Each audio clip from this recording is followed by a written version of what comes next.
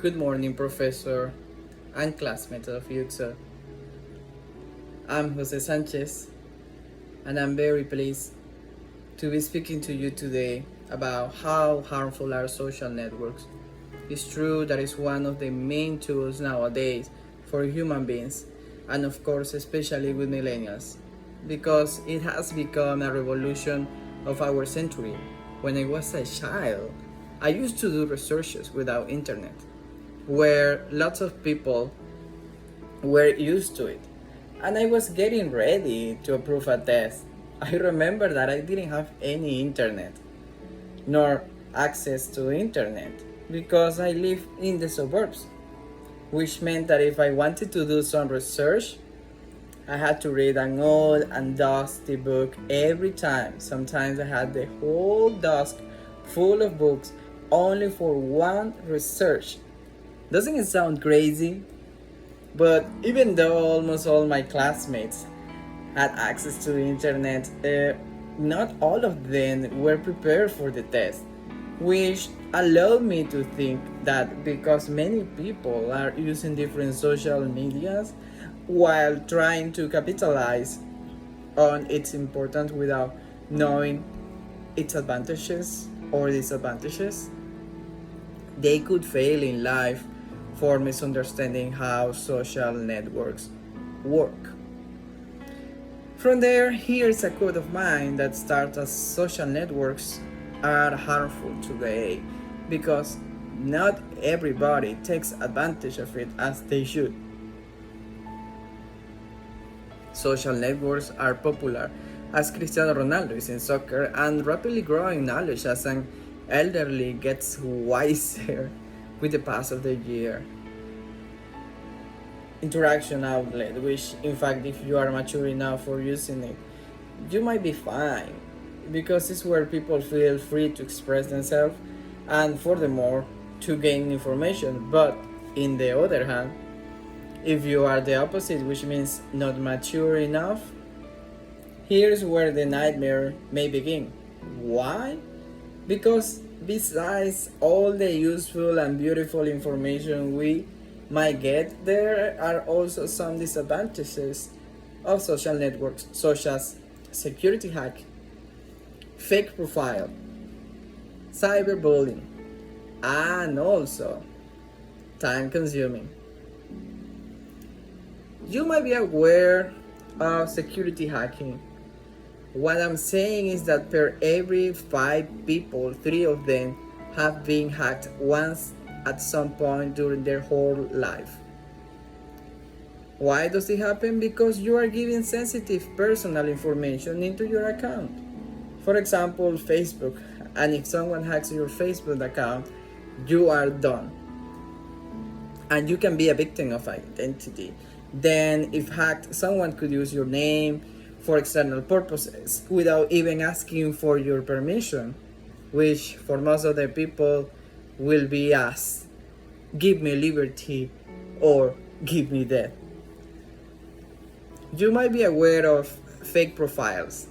In this opportunity, I have to mention again Facebook, and the thing is that these kind of profiles accounts are created to scam people, to pretend being and someone that you might like to take the money away from you. There are worst cases that this stuff is used to pretend being somebody that you might know look attractive to you so that they can have a feedback with you, and from there lot of kidnappings and robs are where they start.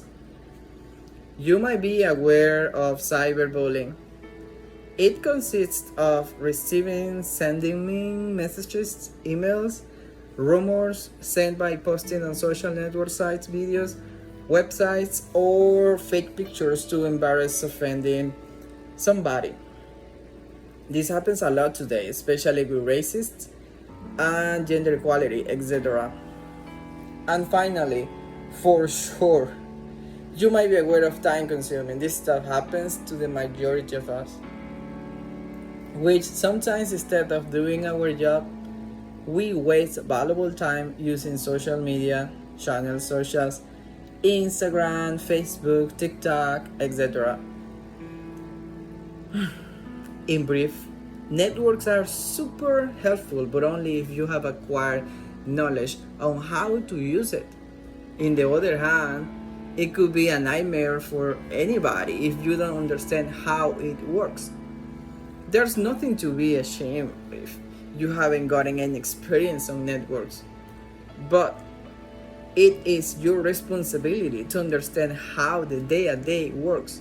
So start today, navigate on websites wisely, having under consideration what I've taught to you today, and remember, you are lucky just for being born in this wonderful generation.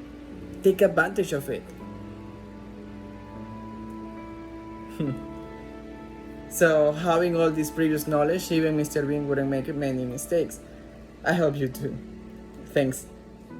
I would say that regarding this subject, theory and practice of the speech, I have to say that I have learned a lot in this subject, especially because I didn't expect like a speech should be as complicated or as well structured as now it looks for me, because before it didn't look that well structured. For me, it was just somebody talking and trying to convince the rest of the people. But I would say that after this class, there are some quotes, there are some rules that you have to follow. It also depends the kind of speaker that you are, how the kind of audience you are trying to convince about any topic you are talking. The confidence you have in yourself, you have to trust that you can do it. If you don't trust yourself, you are not gonna make it. You're not gonna make it. And it's important that you convince yourself that you can do it. This topic taught me a lot of it. You always have to be confident. You have to follow the rules. You have to, if you want to do a good speech, try always to follow the step by step on how to use a speech. I learned that in the introduction of a speech, the body and the conclusion is like a sandwich.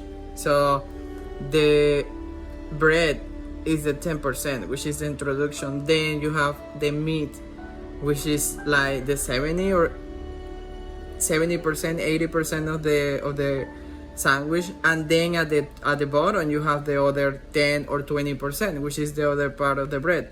So first one is the introduction, then the body, and at the end the conclusion, which is the rest part of the hamburger. That's the way you should do a speech, having into consideration that the introduction, body, and conclusion has to be linked. Always be confident, follow the step by step, and you'll do great. For me, this was such a wonderful experience.